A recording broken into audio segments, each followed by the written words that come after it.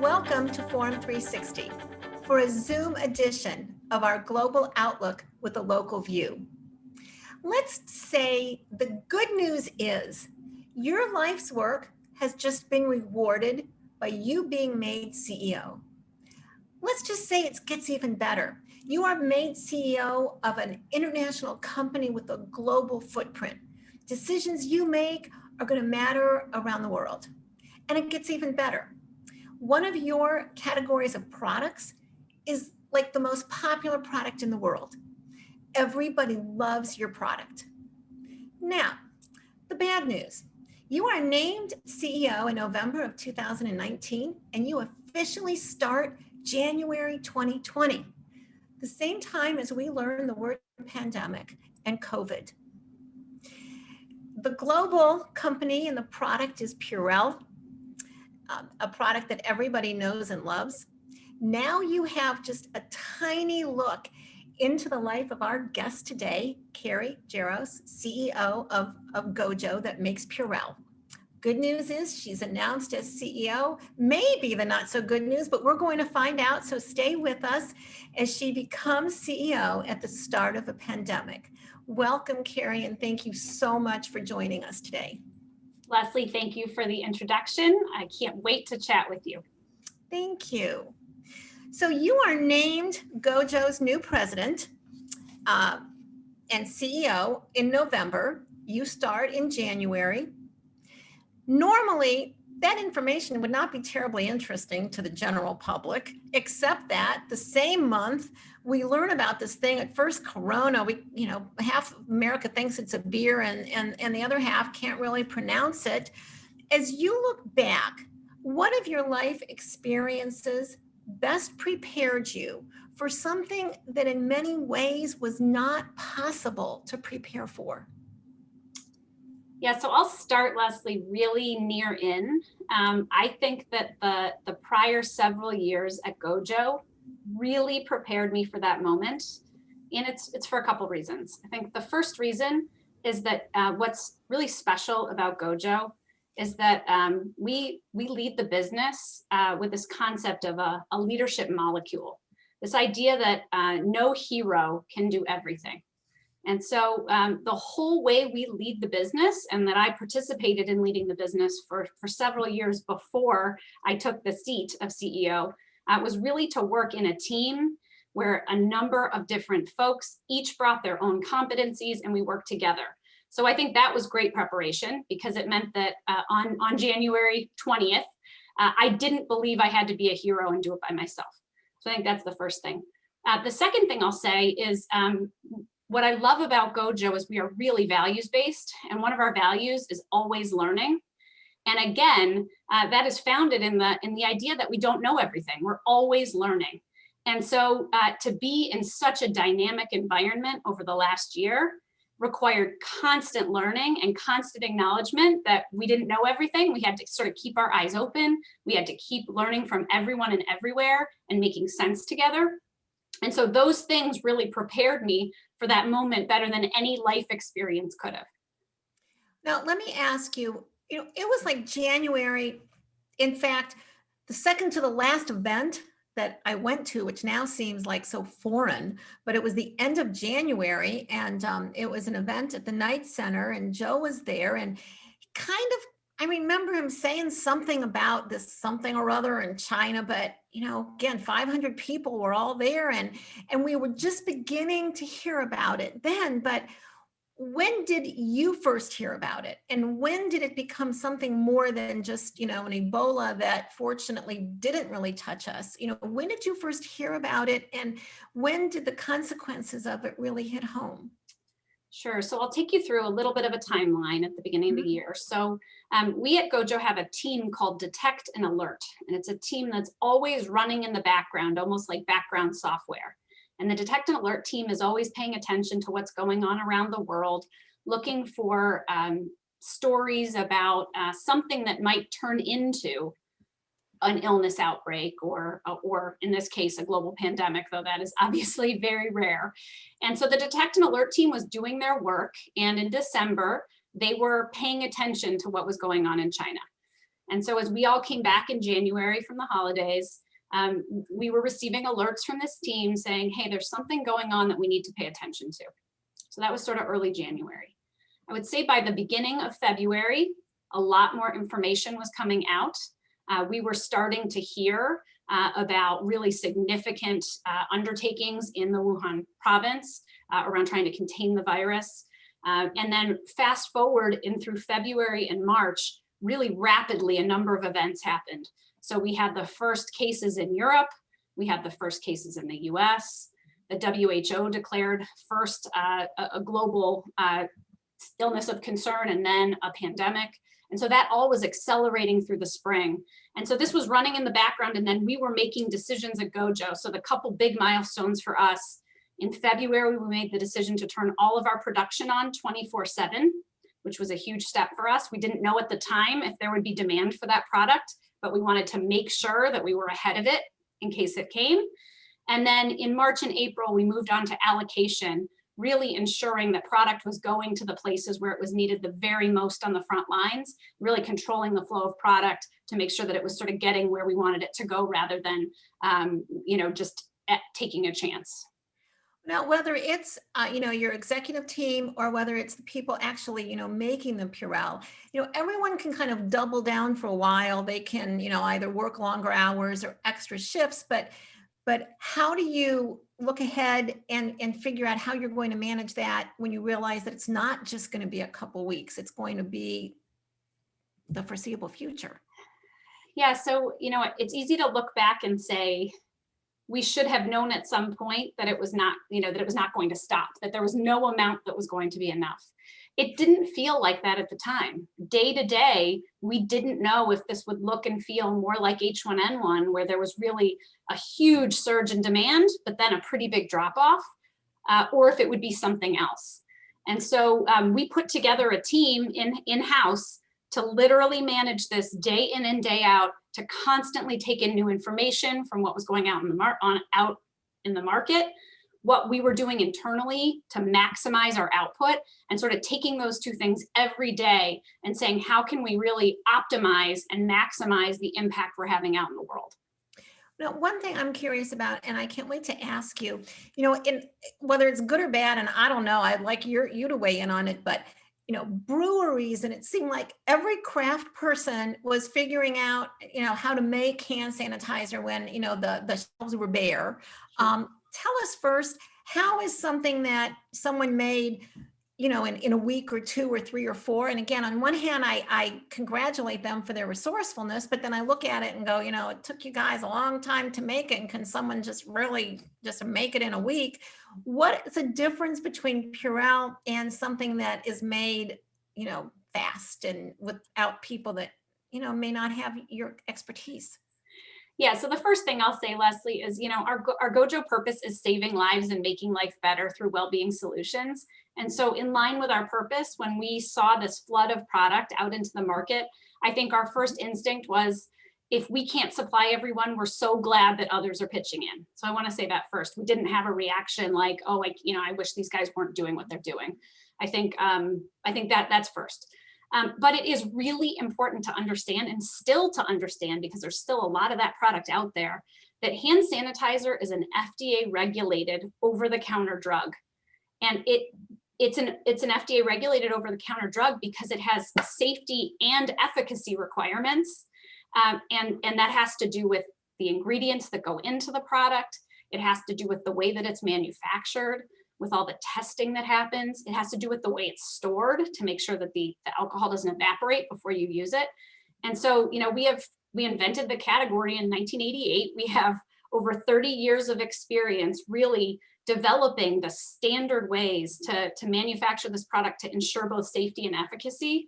And so nobody who's just coming into the market overnight could possibly hope, to replicate that. I think there have been some really negative consequences here. So there are 230 companies right now whose products have been banned by the FDA. Many of them because they were actually made with ingredients that are dangerous, like methanol, which is a wood alcohol. Many of these products were banned because they actually don't have the required level of ethanol to be efficacious. And so I think it's a complicated territory.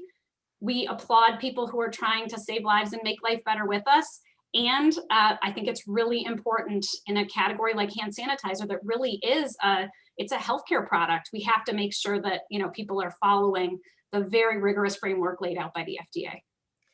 Now, you know, I as an executive coach, I tell my clients, no matter how smart you are, your crystal ball doesn't work. But I have a feeling your crystal ball does at GoJo. So I'm going to ask you, you know, we don't know for sure how long we're going to be wearing masks or, you know, socially distancing or whatever. But, you know, when it comes to, you know, hand sanitizer and Purell, do you think that using it more is going to be something that is going to continue, you know, long after, you know, the pandemic, after everyone's had a vaccine in their arm? Will people still be, will it have become a habit to use it even more than we used it before? You know, we believe it will. I think that's the short answer. And we have invested hundreds of millions of dollars to build up our capacity because we believe that that demand is going to stay there. And we want to make sure that we can produce the product that people want. Now, will it stay at the same level that it's been, you know, over the course of 2020? I don't know that it will. I think there will be some amount of shifting there. But also you have to remember that during 2020, lots of public places weren't open, buildings weren't open, traffic wasn't out in these restaurants. And so we actually believe that hand sanitizer, of all the things we did to stay healthy and well, it is one of the easiest things to transfer from our lockdown days into our public days. And it really is a very low friction way for us to keep ourselves healthy and well. So we think that sanitizer, unlike masking and social distancing and some of the things that will clearly start to dissipate, we think that hand sanitizer is something that people can take with them back out into normal life that will really allow them to engage in a high touch world rather than the opposite. And at least, it does something, and it also, I think it helps us feel like we are doing something, that we are being proactive, and we can take this additional step. Now, last March and April, you know, things like wipes and hand sanitizers were being sold for unbelievable prices. Well, they were being offered. I'm not sure if they were sold, but they were being offered for unbelievable prices, you know, on eBay or Amazon. You know, what role do you play in setting a retail price? Sure. So again, the simple answer is none. We don't sell directly to consumers. We sell through distributor partners into business environments or healthcare environments, and then we sell through retailers. But we don't set the price. During the pandemic, I can tell you, going back to our purpose of saving lives and making life better and our values around things like caring for ourselves and others, we did not raise one price, one penny over the course of the entire pandemic. And we did all the things that are in our power in terms of communicating with our distributor partners and with retailers, working with local authorities who are investigating price gouging to show that we absolutely in no way supported those activities. And in fact, that we believe that these products should be made available to people at reasonable prices so that they have access. I want to take just a moment to reintroduce our guest and our topic today. We are fortunate today to talk to Carey Jaros. She is the CEO and president of GoJo Industries, which makes Purell. And I don't know about any of you, but anywhere I travel or used to travel, anywhere in the world, and people ask me where I was from, my answer was always Akron, Ohio, home of Purell and LeBron James. But I want to turn from Purell a little bit from the specific product. You were named, a year ago, you were named as CEO. Do you think of yourself as a female CEO or as a CEO? Leslie, I think of myself as a CEO, and I'm really proud of being a female. But I think of myself as a CEO and as a female. Now, I imagine that there was some kind of overall strategy at GoJo, but how much of an impact have you been able to have or will you have on the overall direction that GoJo will go in the next few years? So I think enterprise strategy in the very best companies is something that doesn't change all the time. I think that it's really important to have enduring strategies that companies work over time, and that by doing those things in a sustained way, they actually create real advantage, sustainable competitive advantage, and that changing strategy all the time does the opposite. So that's sort of just philosophically, I think it's good to have enduring strategy. Now, I've gotten to participate in the process of really setting the enduring strategy, and then also bringing emergent strategy into that sort of determined strategy over time as part of the leadership team. And we will continue to do that work, of course. And this has been a moment of tremendous disruption. So we are having conversations every day around those determined strategies that we've held that have really worked for a long time, and the places where it makes sense to continue with those strategies, and then places where there are really new opportunities. So for example, we launched Purell surface spray a couple years ago, really our first foray into the surfaces category. We think that we have a really unique value proposition around safe and effective products that you can use on surfaces you touch, that don't require you to rinse them.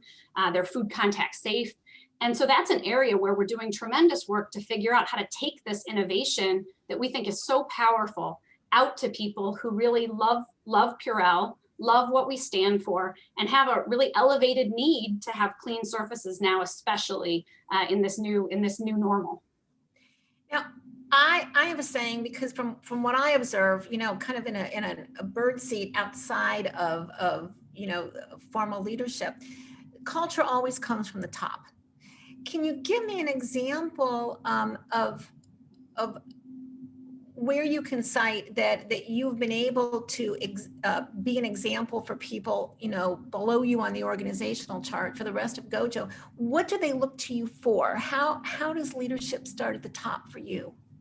So you promised me that I could say if I didn't agree exactly with some language. So I'm going to use this as one of those moments. Mm-hmm. So the first thing that I would be remiss not to say is at GoJo, we're really intentional about not thinking about our org structure as having a top and a bottom. We're really a network. So we think about this network of GoJo team members. And but I agree with you that leadership plays an essential role in culture. I think being a third generation family enterprise, and especially Marcella Camphor-Rolnick's role as our executive chair and her vision for GoJo has played a critical role for many years, but I think this year in particular.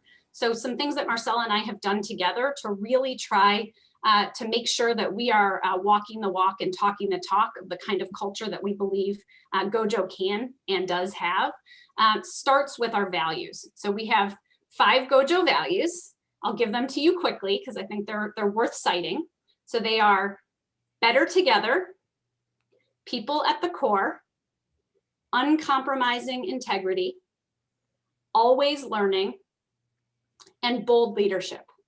And each of those values has 5 guiding principles underneath them. I won't go through those, but we literally look at those values and those guiding principles. I look at them almost every day, and I think about the decisions that we're making, about how we're communicating, and I go back to those values and say, am I doing that in a way that's aligned to these values? How can I better align to these values? And I have found over the last year, using those values as a touchstone, talking to Marcella about those values when we're making hard decisions, has really helped us live the values and really role model the culture. Is there an example, because I'm also a believer that sometimes big, bold moves are necessary. Is there an example of bold that you can cite in the last year when a bold move was made or necessary to make? Yeah, I'll give you 2, Leslie. The first is we made the decision to essentially stop selling product outside of what I would call our highest priority frontline markets in April of last year. And we did that because we knew that hospitals, for example, where Purell is on every single wall, had to have Purell hand sanitizer to be able to do the work, the critical frontline healthcare work. And so we made the decision to focus on healthcare, to focus on first responders, to focus on grocery workers. And that meant that there wasn't enough Purell to go everywhere else. That was a hard decision, but it showed uncompromising integrity. It showed caring for ourselves and others, and it was bold leadership. Bold. The second one I'll cite was spending $400 million on CapEx. That's 10 years of our typical capital spending. We pulled that forward and did it without a whole lot of ceremony because we wanted to make sure that when the world needed Purell, we'd be there to supply it. And we're already producing on a lot of that equipment because we took those steps so early. Now, I'd like to turn for a few minutes.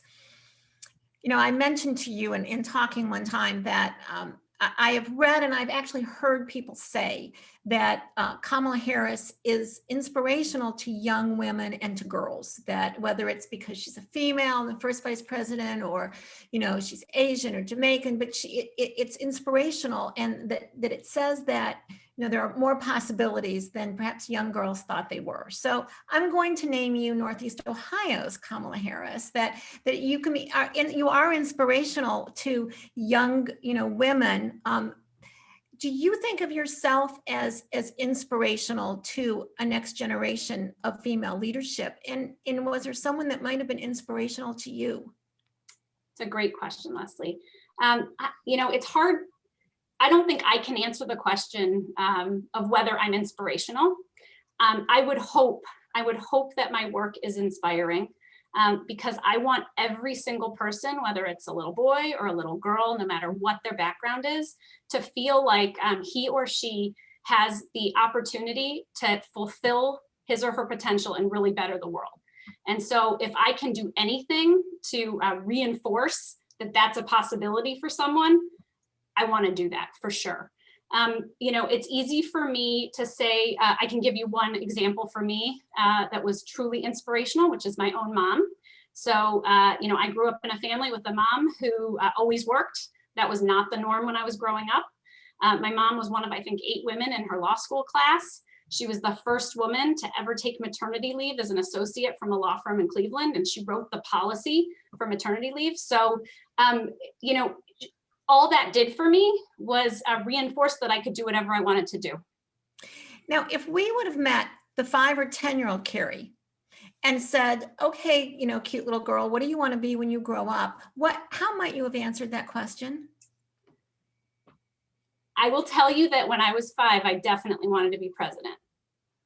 Of GoJo or of the world? I'm not going to tell you that. Because I think being president of GoJo, you probably have more influence on all of us than president of the world. That's right. In the remaining minutes, I'm going to ask you for some, you know, 1 or 2 3-word answers. I like our audience to get to know our guests, both as a person and as the professional that they are. If I was to listen to your iPod or whatever you've downloaded on iTunes, what might you be listening to now? So, Leslie, I am a huge Ashtanga yogi. So I practice this form of yoga called Ashtanga. That's a really disciplined form of yoga. And I listen to podcasts about Ashtanga yoga. That is what I listen to in my free time.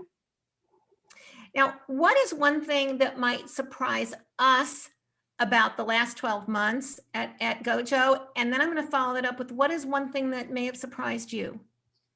So I'll pick the same thing, which is I cannot think of one time that one voice was raised inside our walls over that 12 months.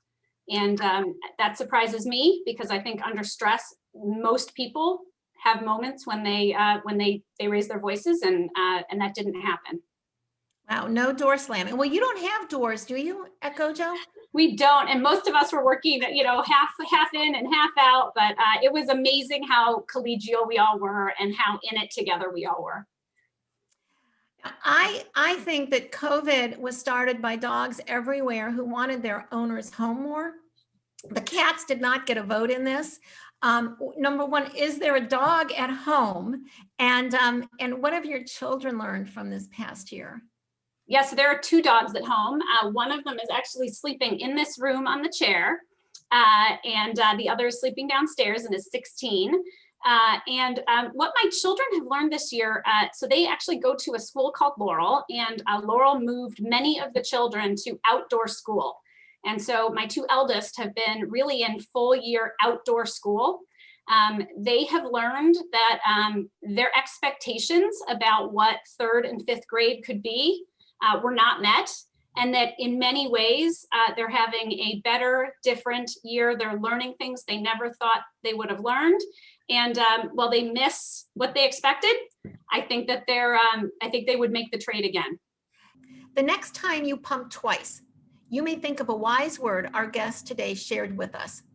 Carey Jaros, CEO of GoJo Industries, has shared her professional journey, as well as some of the challenges of producing perhaps the most popular category of product in the world today. Carey has helped us look at the pandemic from a different perspective, a business perspective. Somewhat lost in the drama of the last 12 months has been the story of GoJo naming their first non-family member as CEO. Thank you to Carey and our listeners and viewers for joining us today. I'm Leslie Ungar, your host on Forum 360, your Zoom edition to our global outlook with a local view.